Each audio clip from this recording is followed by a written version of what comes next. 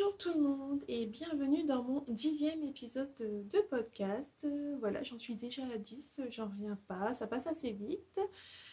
Donc j'espère que vous allez bien, que vous vous portez bien. Nous ici dans l'ensemble ça va bien. Donc je reviens à peu près un peu plus de 15 jours depuis le dernier épisode. J'avoue que quand ça faisait 2 semaines, je me suis dit, ah, il faut que je tourne mon épisode, mais finalement, j'avais pas trop le moral, j'avais pas trop l'envie de le faire. Et puis, je m'étais dit, voilà, j'ai cette date butoir. Donc là, aujourd'hui, on est le mardi 5 mai. Je sais que c'était ma date du butoir pour tourner mon épisode parce que demain, je reprends le travail. Et je m'étais dit, de toute façon, voilà, au pire, j'ai jusqu'à mardi. Et j'ai attendu jusqu'à aujourd'hui pour le faire. Mais finalement, je suis contente de le faire. Finalement, aujourd'hui, je me suis dit, ah bah si, c'est chouette. Je suis contente de revenir vous voir et vous parler de ce que j'ai donc tricoté. Donc aujourd'hui, j'ai trois tricots terminés et j'ai 2 en cours sur mes aiguilles. Je crois que je vais éviter de vous dire ce que je tricote ensuite parce que vous allez voir par rapport à ce que je vous ai dit. En fait, il y a 15 jours, l'épisode précédent, finalement, j'ai changé mes projets et je vous dirai la raison ensuite. Donc voilà, on va commencer donc avec ce que je porte, pour une fois que j'y pense dans l'ordre. Donc voilà, aujourd'hui je porte mon gilet, j'ai perdu le nom, le Quaistar de Rory Locatelli. Hop, donc voilà, il me semble que je vous l'avais présenté dans un épisode, donc j'en reparle pas beaucoup, mais voilà, donc c'est un gilet qui se caractérise avec son col châle ici, vous voyez, c'est un col hop, qui se replie là, et sur le reste du corps, c'est du point de semis, donc on a la dentelle sur le col et on retrouve la dentelle dans le dos, donc voilà. Donc c'est un gilet que je porte énormément. Je l'ai tricoté en Big Sock de Madeleine et Philibert. Et la seule chose qui m'embête un peu, c'est qu'en fait les épaules elles tombent ici. Mais voilà, après bon, ça me dérange pas quand je le porte. C'est juste que je pense que esthétiquement c'est pas forcément ce qu'il y a de plus joli. Des fois je pense à le remonter. Mais en fait ça a tendance un peu à chuter. Mais bon, ça m'empêche vraiment pas de le porter. Je l'aime beaucoup.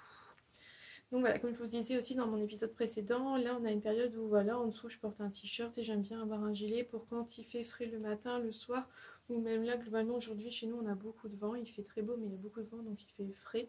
Donc j'aime bien avoir en fait des manches courtes en dessous mais porter un gilet quand j'en ressens le besoin. Donc voilà, on continue donc avec ce que j'ai terminé ces 15 derniers jours. Alors en premier je vais vous parler hop, de cette paire de chaussettes. Voilà. Donc je les ai tricotées dans les laines Le Bruit des Aiguilles. Donc c'est un coloris que c'est un... Comment dire ça? Je l'ai eu en format boulette. Je crois que je vous en avais déjà parlé des chaussettes peut-être avant. Je sais plus. C'est un format boulette. Donc en fait les boulettes c'est quand elle a un coloris une teinture qui ne s'est pas vraiment déroulée comme ça devait se passer. Elle les vend sous forme de boulettes de 50 grammes. Et donc on peut acheter une boulette et un mini contrastant. Donc là voilà c'est ce que j'ai fait. Donc j'ai eu cette boulette là. Donc c'est des boulettes surprises, on ne choisit pas la couleur qu'on reçoit.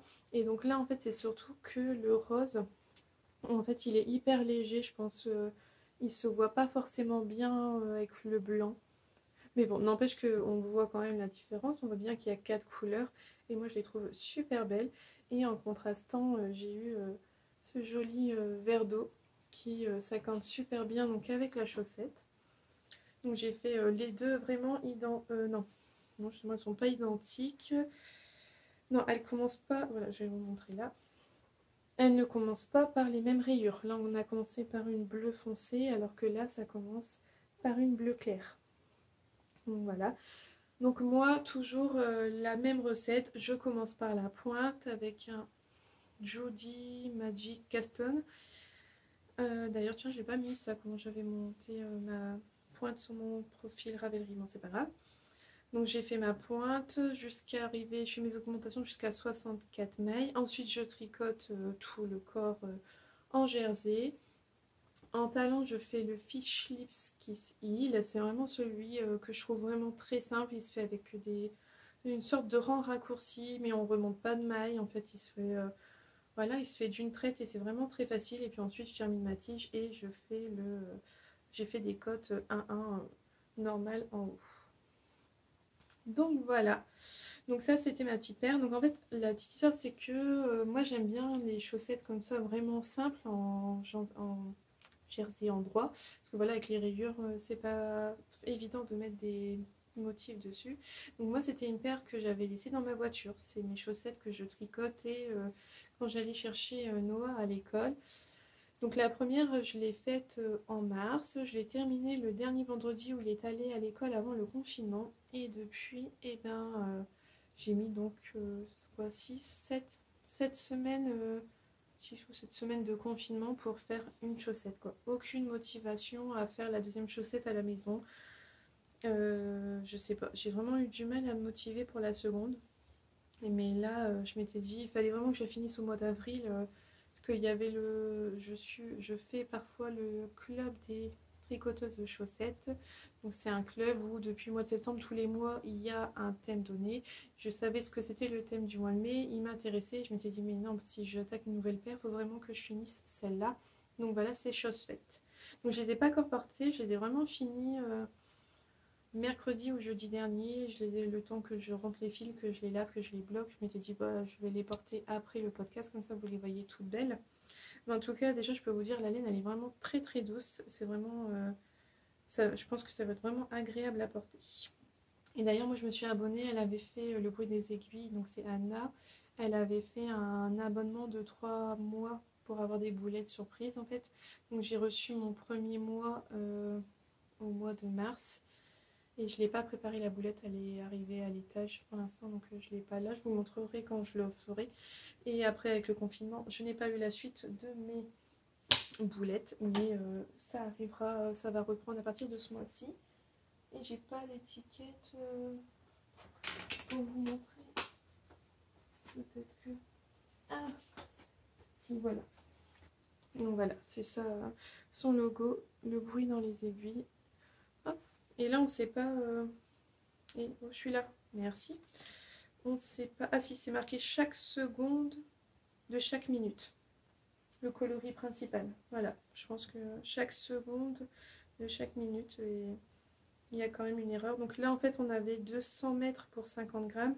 Et le mini, il y a 80 mètres pour 20 grammes. Et j'avais gardé les restants. Comment j'ai fait? Là et là. Donc ce que j'avais fait, c'est que j'avais, quand j'ai fait ma chaussette, la première, quand je suis arrivée à peu près ici de la tige, donc voilà. D'ailleurs, il faut savoir qu'avec les boulettes, pour les optimiser au mieux, il faut commencer par la pointe. Parce que comme ça, vraiment, on s'arrête à 25 grammes ici, en fait. Donc voilà, j'ai tricoté. Arrivé là, j'ai pesé combien il me restait. J'ai déroulé jusqu'à ce qu'il me reste 25 grammes sur ma boulette. J'ai coupé le fil et j'ai fini ma chaussette. J'ai fait pareil pour mon mini. J'ai tricoté ma pointe, mon talon sans me soucier. Et arrivé aux côtes, j'ai tricoté jusqu'à ce qu'il reste 10 grammes sur ma boulette. Donc je fais ça avec une balance vraiment une balance à pile, mais vraiment simple en fait, et elle n'est pas très précise. Au final, hop, il me reste juste ça des deux pelotes. Donc en fait, là j'ai l'impression qu'il doit me rester deux bandes de couleur. Donc j'aurais pu faire une bande de chacune de plus. Et puis là, je pense qu'en fait c'est pareil, j'ai fait 10-12 rangs, je crois, de côtes, 10. J'aurais pu aller jusqu'à 15 en fait, mais bon, c'est pas grave.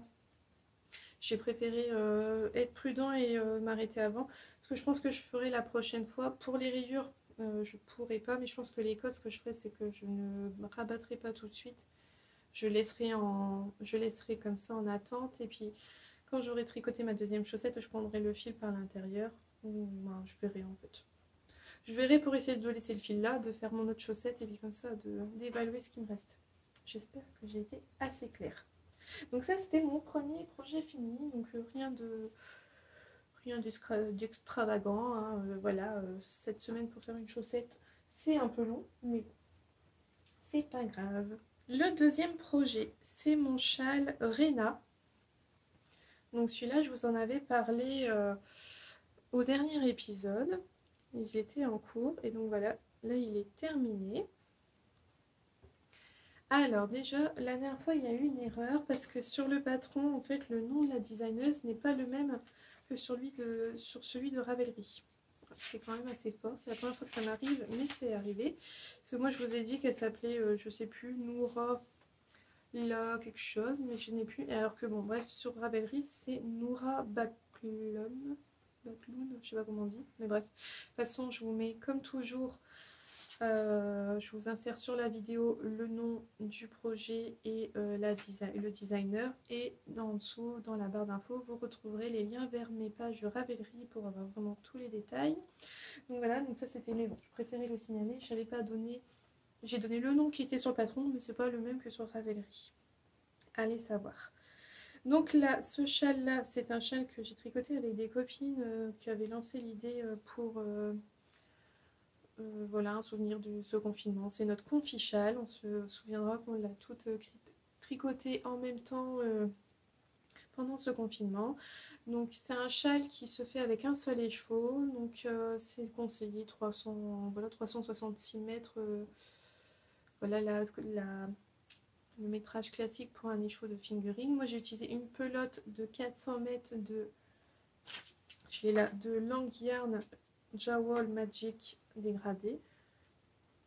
Donc voilà, et vous avez, alors que je ne me trompe pas, là c'est le numéro du coloris, parce que voilà, Lang fonctionne avec des numéros à rallonge pour ses coloris.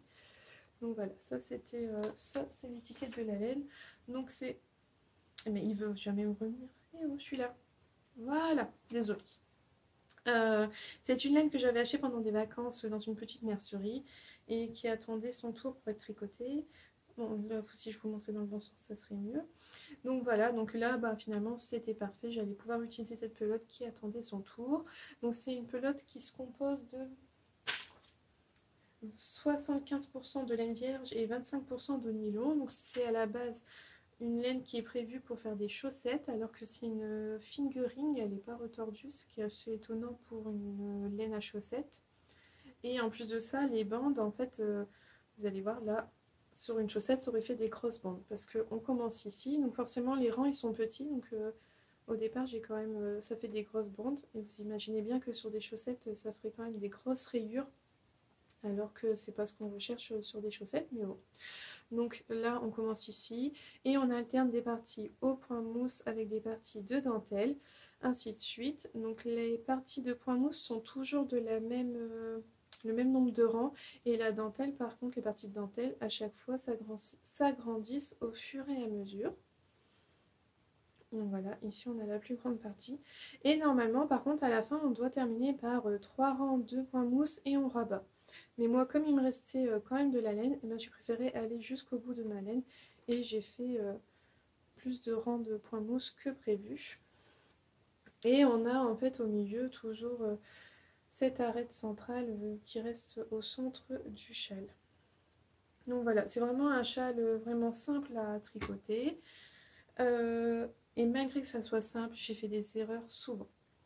La maille centrale, en fait, elle est tricotée à l'endroit, que ça soit sur l'endroit ou l'envers du châle, elle est tricotée à l'endroit.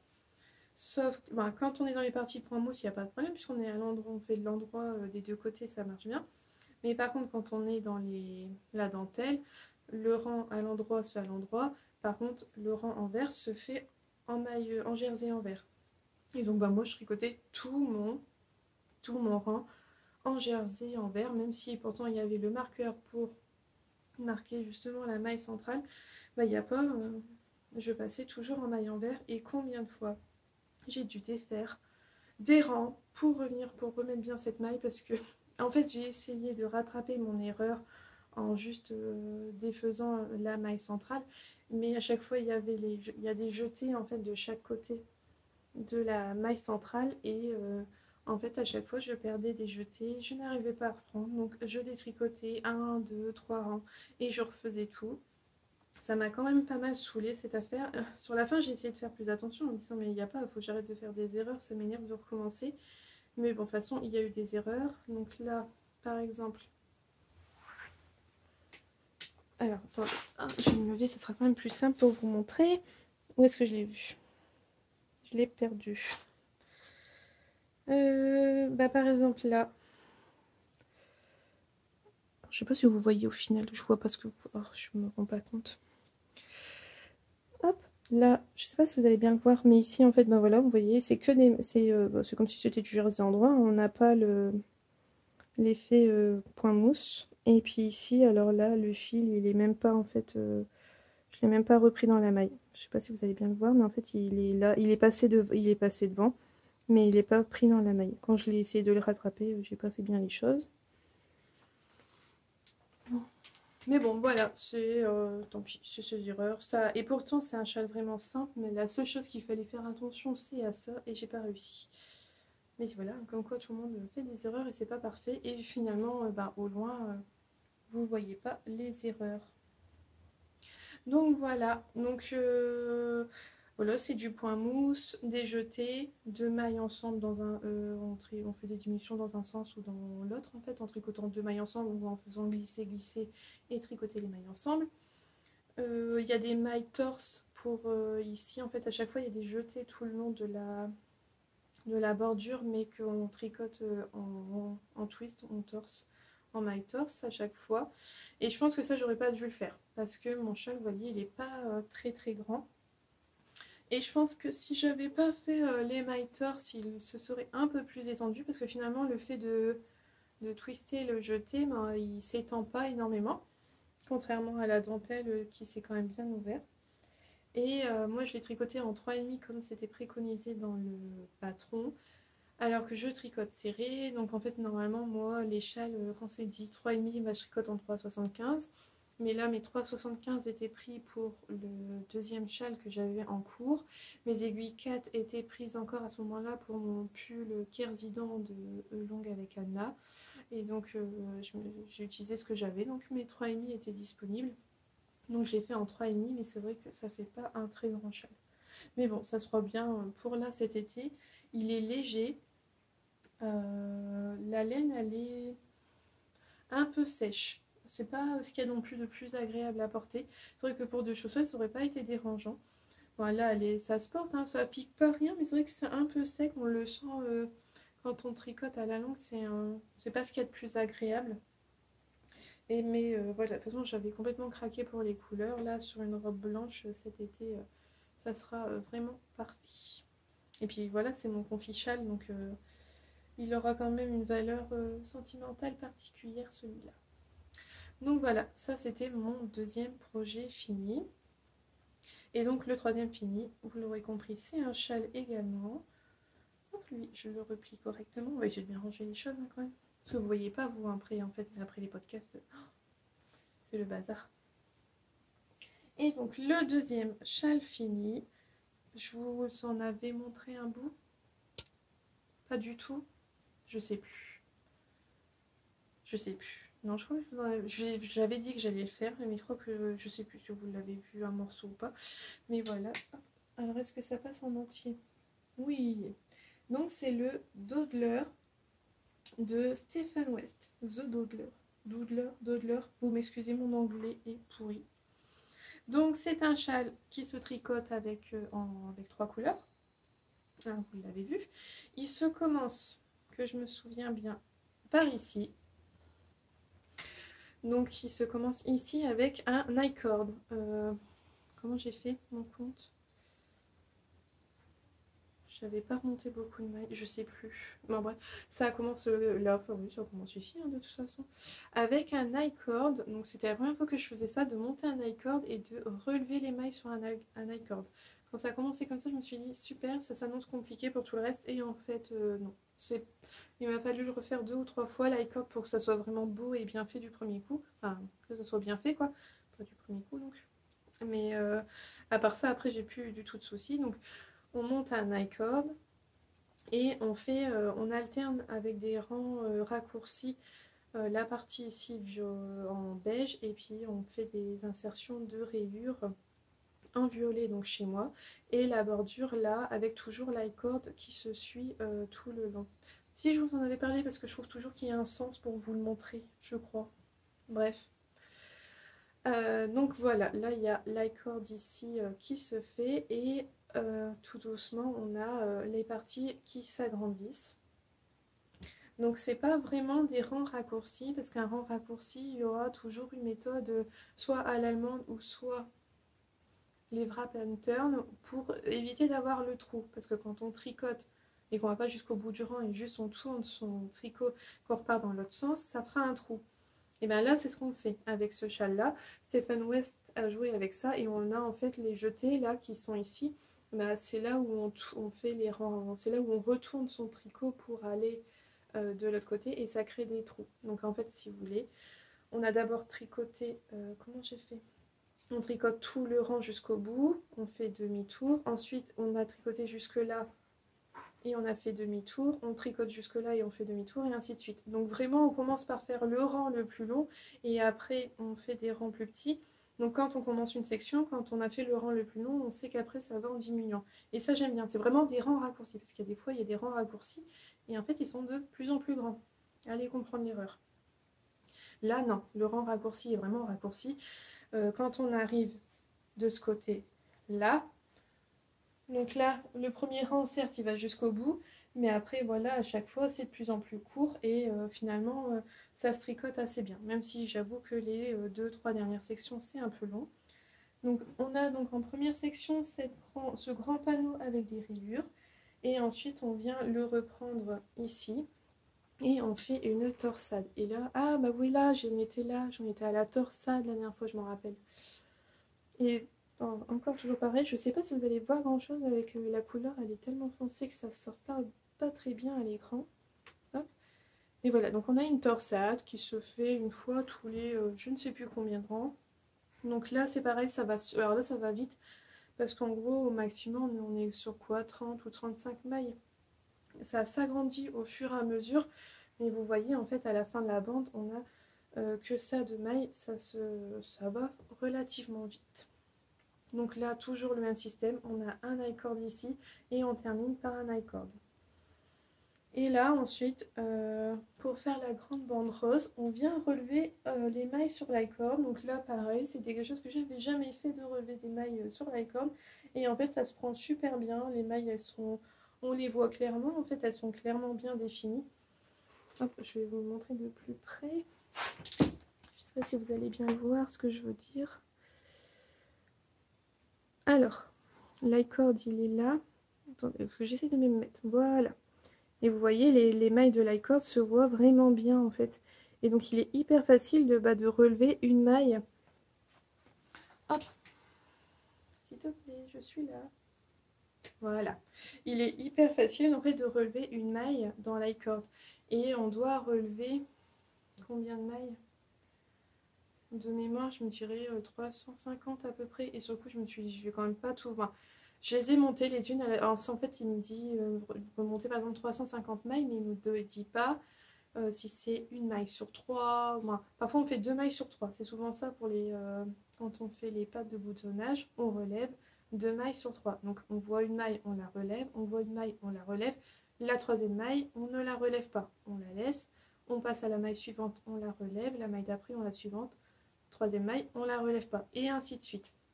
Là, il dit pas. Là, il dit relever 350 mailles. Ben, c'est un exemple parce que je ne sais plus combien exactement.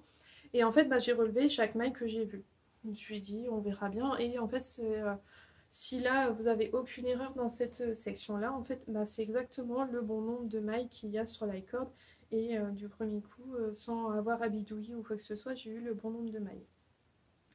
Et là, pour la partie du bas, donc comme je vous l'avais dit la dernière fois, il explique que si on a utilisé plus de temps métrage pour cette partie-là avec le beige, eh ben, on va faire 3 répétitions ici de motifs. Si on a utilisé moins de métrage, on peut faire la 4e répétition. 1, 2, 3, 4. Ouais, c'est ça, la 4e répétition. Et donc, en fait, moi, j'avais des échevaux de 400 mètres pour 100 grammes. Et alors que lui utilisait des échevaux de 365 mètres. Donc, je me suis dit, c'est bon, normalement, je suis large. Mais en fait, quand même, quand on voit, on fait donc des rangs, c'est toujours le même principe, des rangs raccourcis. Vous voyez, ici on n'a pas beaucoup de...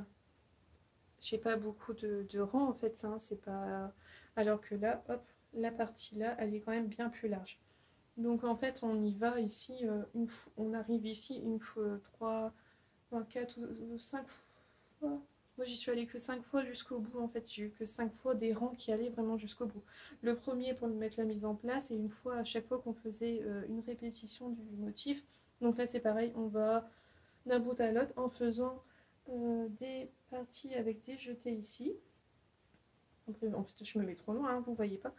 Donc, en fait, on a des parties, hop, voilà, avec des jetés et on fait des rangs raccourcis à nouveau, sans wrap and turn, sans mode à l'allemande. Ben, franchement, juste, il nous dit vous arrivez tant de mailles après ou avant un marqueur, bah, vous retournez votre tricot et vous allez dans l'autre sens. En fait, à chaque fois, c'est parce que c'est là où il y aura des jetés et donc en fait, on voit pas le fait qu'on repart dans l'autre sens.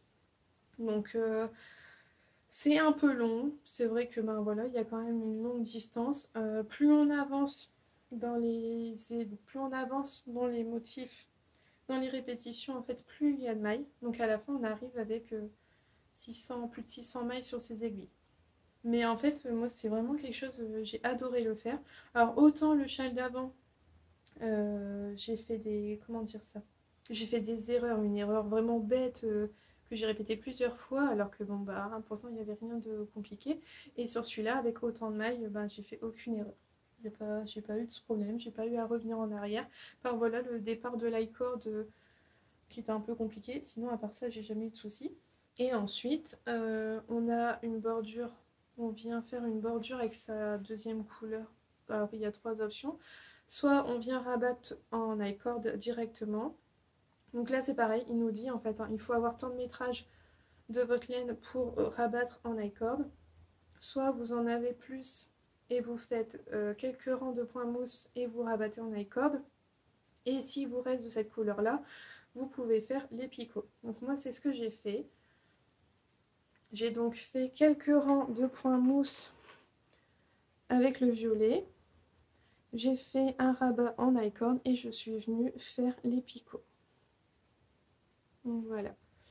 Alors les picots, en fait, bah, ils sont dans la continuité des parties avec les jetés, en fait.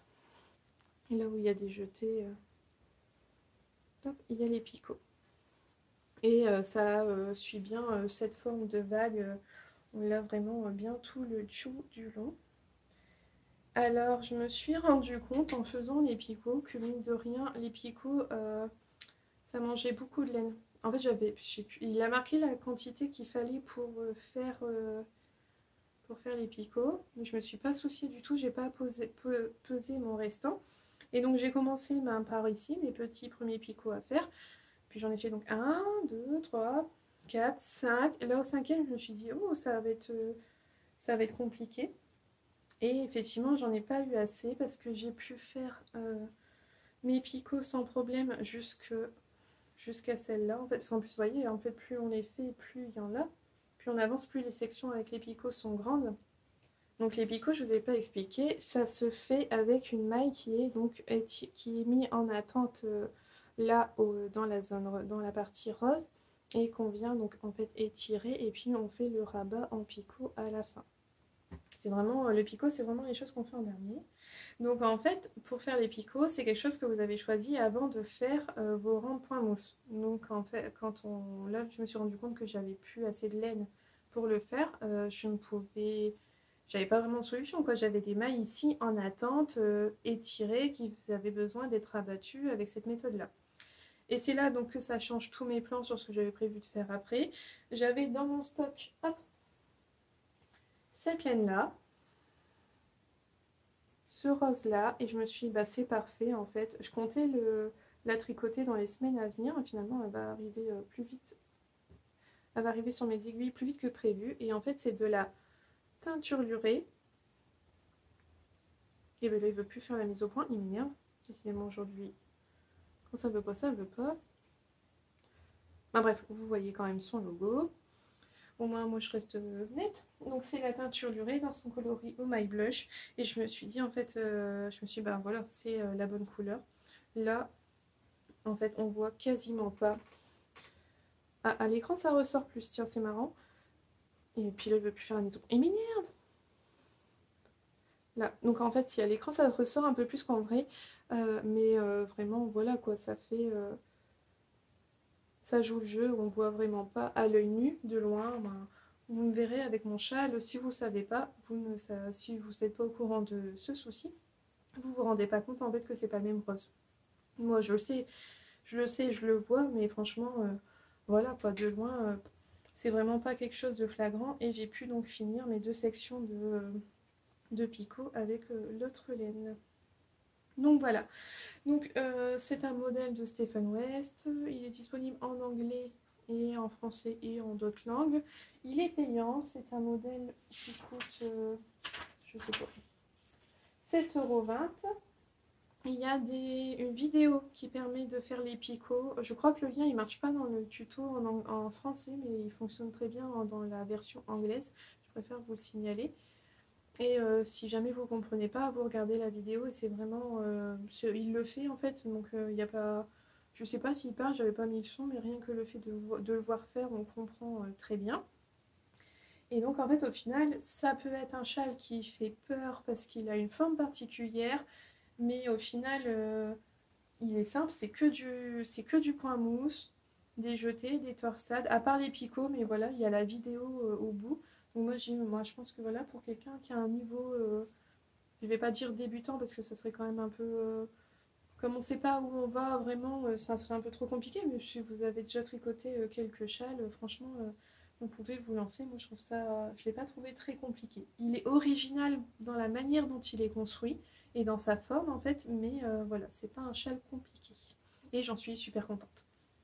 Et même s'il a une forme assez particulière, bah, moi je trouve que voilà, il se place assez bien et puis il est chaud. Et les laines, j'ai pas parlé des laines, honte à moi. Donc bah, de toute façon je vous l'avais dit la dernière fois, c'est de la Air de Lune. Donc c'est de la laine qui vient des États-Unis. C'est une Française qui est expatriée là-bas. Alors le prix des laines, moi je m'en suis revenue à avec les frais de port en fait, parce que je sais plus combien c'est exactement. Mais en gros, avec les frais de port, c'est comme si j'avais payé 25 € les chevaux. Voilà, 25 € les 3 échevaux. C'est ce que ça m'a coûté au final avec les frais de port quand je les ai payés. Après voilà, avec le cours du dollar et de l'euro qui varie, ça peut changer un peu, mais voilà, c'est au prix que moi je les ai eu, 25 € les chevaux. Et voilà, mon Dodler. Et j'avais pas dit, le Rhino est un modèle gratuit disponible en anglais et en français également sur Ravelry. De toute façon, ça serait pas moi si je me donnais toutes les informations dans le bon ordre au bon moment. Hein. Il y aura, je pense, toujours une erreur, mais c'est pas grave. Donc voilà. Donc comme j'ai dû utiliser le rose, en fait moi je me suis dit, oh, j'ai ce rose, avec cette laine-là j'avais prévu tel projet, j'ai bobiné tous mes écheveaux pour le projet en question qui était associé donc avec la peinture lurée. Et donc c'est pour ça qu'il va passer beaucoup plus vite sur mes aiguilles, mais je vous en parle après en fait parce que là on va passer au projet en cours. Alors j'ai sur mes aiguilles depuis le 1er mai une couverture pour bébé. Ça je vous avais dit que j'allais le faire et je l'ai fait. Quand même, comme quoi, je respecte un peu ce que je dis. Donc c'est le plaid en vol de Solène, et je ne vais pas éborgner son nom quand même parce que franchement c'est pas cool. Donc c'est Solène qui est derrière la marque Dererum Natura. Hop. Et donc voilà, je vous l'avais montré la dernière fois. Donc c'est le plaid en vol qui est un plaid avec de la dentelle pour les bébés. Donc c'est un modèle en français, payant sur son site ou sur Ravelry. Je crois que j'ai dû payer 3,20 €. Donc je trouvais ça vraiment cool pour un plaid. Enfin voilà, il était pas cher, c'est bien. Donc donc la petite avait 50 cm sur 65, la moyenne 75 sur 95 et une grande de 105 sur 120 cm. Donc en fait, le modèle il est préconisé donc forcément avec de la Dererum Natura, il se tricote avec de la Cyrano. Et moi j'ai fait avec ce que j'avais chez moi et c'est de la Julia. Vraiment voilà, tout simple, Julia de Ziman, 1,99 € la pelote. C'est de la laine, mais pas que forcément. Non, il y a 20% de laine et 80% d'acrylique. Mais voilà, pour des couvertures de bébé où il va y avoir du vomi de bébé, tout ça, faut que ça passe en machine. Je me voyais pas la faire en dérivant de Natura. On peut le laver à la main, je veux mon bébé, merci bien, mais je pense que c'est pas cool. C'est pas un cadeau pour les parents. Donc voilà, je le fais avec ça parce que c'est ce que j'avais donc chez moi. Et c'est pour un bébé qui arrive là tout bientôt. Donc je m'étais dit, il n'y a pas, il faut le faire. Et j'en suis donc, je fais la taille moyenne. J'ai coincé mon aiguille quelque part. Si je faisais pas d'accro, ça serait bien. J'en suis à la taille moyenne. Je fais la taille moyenne et j'en suis quasiment en fait à la fin déjà. Donc un motif complet, voilà, c'est là. Hop. Donc là en fait entre les deux bandes de jeté, vous avez un motif complet. Et on fait au total un certain nombre de motifs et ça se commence et ça se termine avec juste une bande de points mousse. Donc voilà, c'est un motif mais extrêmement simple à tricoter. Franchement, j'ai tricoté le premier motif, moi j'ai fait une répétition du motif et depuis je n'utilise plus le patron. On se repère très bien, on sait très bien ce qu'on doit faire, c'est hyper facile à se souvenir. Et puis ça monte hyper vite, quoi. Vous voyez, je l'ai commencé le premier, on est le 5. Et voilà, ça va être quasiment fini. Ce serait bien que je termine aujourd'hui. Je sais pas si je vais avoir le temps de le finir aujourd'hui. Comme je vous l'ai dit au début, je reprends le travail demain. Donc un peu moins de tricot. Et je me dis, il faut vraiment que je fasse le montage aujourd'hui pour pas être embêtée demain. Donc ça sera peut-être pas fini aujourd'hui, mais ça le sera certainement demain. Donc voilà, rien à dire, à part que c'est vraiment un modèle très simple, très agréable à tricoter. J'ai un autre cadeau de naissance à faire et je compte repartir sur le même modèle. Je vais pas le faire tout de suite, donc au moins je serai pas lassée de la répétition. Donc voilà, ça c'est, j'ai vraiment pas grand chose à dire. Sur la laine, elle est douce, franchement elle est vraiment agréable. Le seul truc c'est que je trouve qu'elle laisse un halo de fil qui n'est pas forcément très très joli. Je sais pas, vous allez voir, vous voyez un peu qu'il y a un halo. Et en fait, il y a vraiment tout un mini duvet dessus qui est pas... Je trouve pas que c'est vraiment ce qu'il y a de plus beau. Mais bon, voilà. Donc j'ai fait la taille du milieu. Vous voyez quand même, elle est déjà assez grande. De toute façon, je crois que je vous ai dit, c'est ouais, 75 sur 95 cm, donc même 1 mètre de haut. Elle est conçue, en fait, cette taille-là, c'est fait pour aller sur un lit de bébé. Donc voilà. Donc voilà, c'est ce que je suis en train de faire. J'en suis à ma troisième pelote. Hop là. Donc là, j'en suis à ma troisième pelote. Donc je pense que je vais en avoir assez pour finir. Parce que là, il me reste quoi? Une ou deux répétitions de motifs à faire. Je crois que je dois finir mon motif et encore en faire un. Et après, je fais la bande. Et ensuite, on vient rajouter aux quatre coins des petits pompons, des petits tassells là. Et puis, elle est finie. Je vais voir comment je vais la bloquer. Parce que je trouve que le point, il est déjà vraiment bien défini. On voit déjà bien la dentelle. Et j'ai bien envie juste de voir, de la laver et de la laisser sécher à plat parce que voilà, je sais que les parents à qui elles vont être, qui vont devoir la laver ne vont pas l'épingler, tout ça. Donc je me dis autant la laver certainement comme eux ils la feront ou vraiment au plus simple, peut-être en la suspendant et ça va étirer vers le bas, je sais pas. Je verrai bien, mais voilà, je pense pas la bloquer comme un tricot ordinaire puisqu'elle n'est pas destinée à des personnes qui vont le faire après. Donc je trouve que ça sert à rien de faire ça. Donc voilà, ça c'est mon petit projet. Et finalement c'est vraiment cool à faire. C'est gratifiant, on fait quelque chose qu'on a rapidement après et ça c'est vraiment cool. Et je la conseille vraiment aux débutants. Enfin, si vous savez tricoter des mailles en droit, des mailles en vert, mais que vous voulez apprendre la dentelle, ben franchement je vous la conseille, c'est vraiment très clair. Il y a un diagramme, il me semble. Il y a un diagramme, mais il y a les explications à l'écrit. Et en fait, à part faire des jetés et des mailles ensemble ou des GGT, donc glisser, glisser et tricoter, et de toute façon, il y a même il y a les explications pour les points. Et il n'y a qu'un truc d'une double maille centrale qui peut paraître compliqué, mais je vois qu'il y a un lien vers une vidéo. Donc franchement, je pense que voilà, si vous avez envie de... Vous savez les points de base, donc tricoter à l'endroit du jersey en bas, du jersey en vert, et que vous voulez, on va y arriver, essayer de la dentelle, ben, je pense que vraiment ce projet-là, il est vraiment bien adapté. Il n'est pas compliqué, vous pouvez le faire dans de la grosse laine, ça va vite monter. Je trouve que voilà, c'est vraiment un bon projet pour les débutants, et même pour les non-débutants, je veux dire, au moins on ne s'ennuie pas avec la dentelle, c'est vraiment sympa. Donc ça, c'est mon premier projet qui est bientôt fini. Je me suis rendu compte le mois dernier avec le Kerzidan, le châle Doudleur que j'avais tout un peu commencé en même temps parce que je m'étais dit je voulais vraiment quelque chose de simple pour faire l'école à la maison puis quelque chose un peu plus compliqué pour le soir. Mais en fait j'aime pas avoir plusieurs projets en même temps. Mes projets ils ont été longs à être finis, à arriver au bout et j'aime pas ça. Donc je vais essayer de voir vraiment pour reprendre les choses une chose à la fois. Donc là j'ai fait mon plaid. Mais j'ai quand même commencé une paire de chaussettes parce qu'on dit toujours une chaussette ça compte pas. Donc ça, voilà, j'ai commencé une paire de chaussettes. Mais je pense que je vais bien avancer la paire de chaussettes avant de commencer mon projet suivant.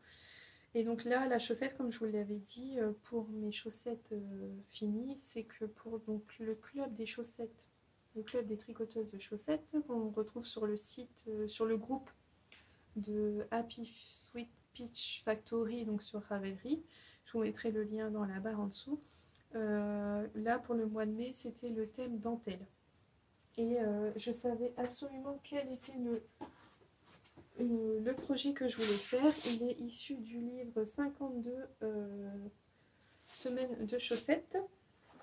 Donc c'est un livre, c'est un recueil de patrons de chaussettes créé par Laine Magazine et j'ai choisi de faire, hop, je sais pas si vous allez bien le voir.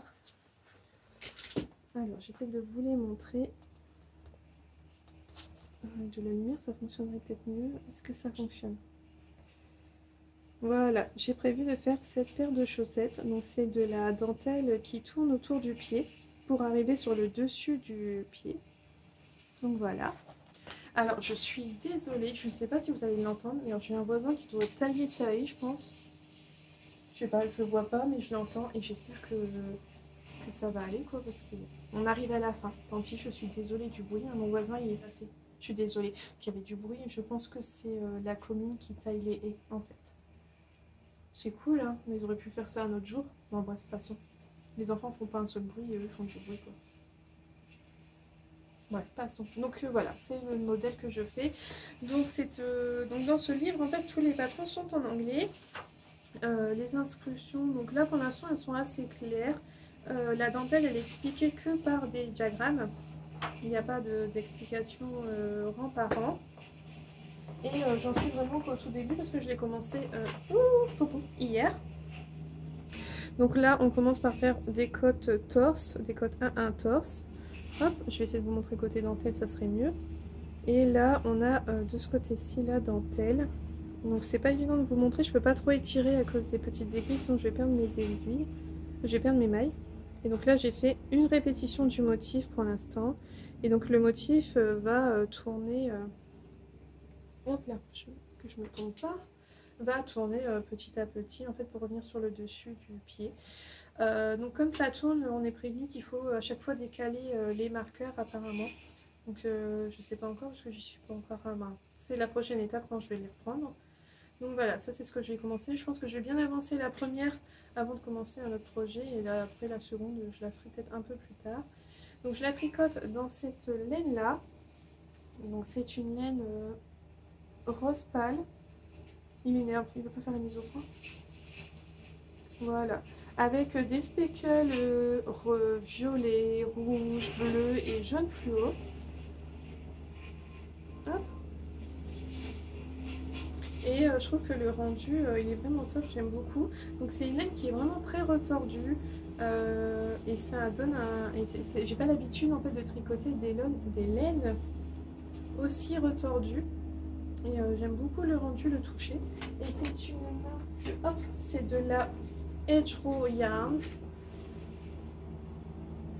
Voilà, et c'est une laine que j'avais eue dans mon calendrier de l'Avent que mon chéri m'avait fait à Noël dernier. Donc je suis contente de l'utiliser. Il y avait normalement un mini associé. Mais là, pour la paire de chaussettes, elle se fait sans talon de contraction à l'école. Donc je l'ai mis de côté et je l'utiliserai certainement pour une autre paire de chaussettes plus tard. Donc voilà, ça c'est ce que j'ai en ce moment sur mes aiguilles. Et donc pour finir rapidement, je vais... le projet que je suis sûre de monter juste après, comme je vous l'ai dit, c'est le Marettimo de Kathleen Hunter.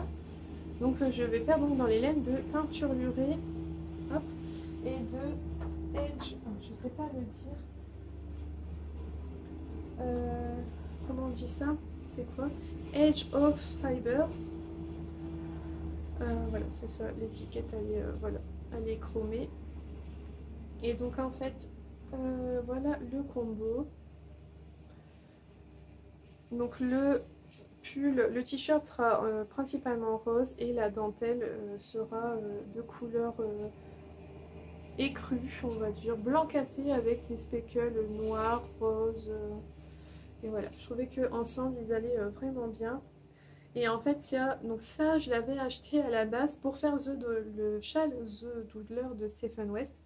Mais c'était un achat que j'avais fait en ligne et finalement, quand j'ai reçu mes 3 écheveaux, je trouvais que ça allait pas tellement si bien que ça ensemble.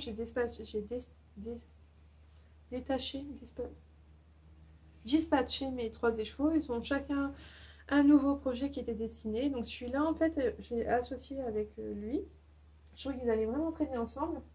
Et à la base, j'ai quand même 3 écheveaux en fait de teinture lurée. J'avais prévu avec celui-là de faire le Zweig de Kathleen Hunter, justement, il me semble. Mais finalement, là, mes envies actuelles, c'est, comme je vous l'avais dit, c'est vraiment d'avoir des tops, des t-shirts. Et je me suis dit, mais en fait, ça me conviendrait parfaitement d'avoir ce t-shirt-là dans ces couleurs-là. Donc il en faut que 2 pour la couleur principale. Donc j'ai pris, le troisième a déjà trouvé d'autres compagnons et mon 3e écheveau de teinture lurée finira dans un châle qui ira à merveille après avec mon top quand il sera fait ultérieurement. Mais c'est d'ailleurs dans un projet, je pense, je l'ai prévu dans un châle de Kathleen Hunter aussi, il me semble. Je sais plus, je suis pas sûre. Si. Bref, passons. Et comme ça, bah, le Zweig, je le ferai cet automne dans d'autres couleurs complètement. Mais là, j'ai vraiment hâte d'avoir ça. Et j'ai fait mon échantillon. Comme vous avez entendu, de la teinture lurée tricotée. Donc j'aime beaucoup, elle est légèrement nuancée, moi, juste comme il faut, je trouve, ça va être vraiment chouette. Et puis comment dire, l'échantillon, il est fluide en fait. Donc voilà, ça c'est ce qui arrive donc tout bientôt sur mes aiguilles. Je vais avancer ma chaussette pour faire ça ensuite. Donc voilà, j'espère que cet épisode vous aura plu, malgré le boucan de je ne sais pas qui dans ma rue qui a décidé de faire je ne sais pas quoi dans son jardin. Mais c'est pas grave. Voilà, vous retrouverez toutes les informations en dessous. Je vous remercie pour tous les commentaires que vous me laissez à chaque fois. J'essaie d'y répondre à chaque fois. Alors pas dans l'instant même, hein. Parfois il y a quand même quelques jours qui s'écoulent. Mais j'essaie quand même de regarder de temps en temps et donc de répondre à tout le monde. Je vous remercie pour tous vos pouces, pour tous vos partages et tous vos abonnements ici et sur mon compte Instagram. Prenez soin de vous et on se dit à bientôt. Je ne sais pas quand est-ce que je vais retourner. Voilà, moi je reprends le travail à temps partiel là pour l'instant, mais après on verra parce que bon voilà, il y a du travail, mais on a les enfants encore à la maison. On fait le choix de les garder avec nous, donc l'école à la maison va continuer. Donc forcément, ça va nous faut retrouver un nouveau rythme, une nouvelle organisation à prendre. Donc voilà, je vous dis pas quand est-ce que je vais retourner un épisode. Ça sera en fonction du temps que j'ai et en fonction de mes avancées sur mes projets. En tout cas, je vous souhaite une belle journée ou une belle soirée et surtout un bon tricot.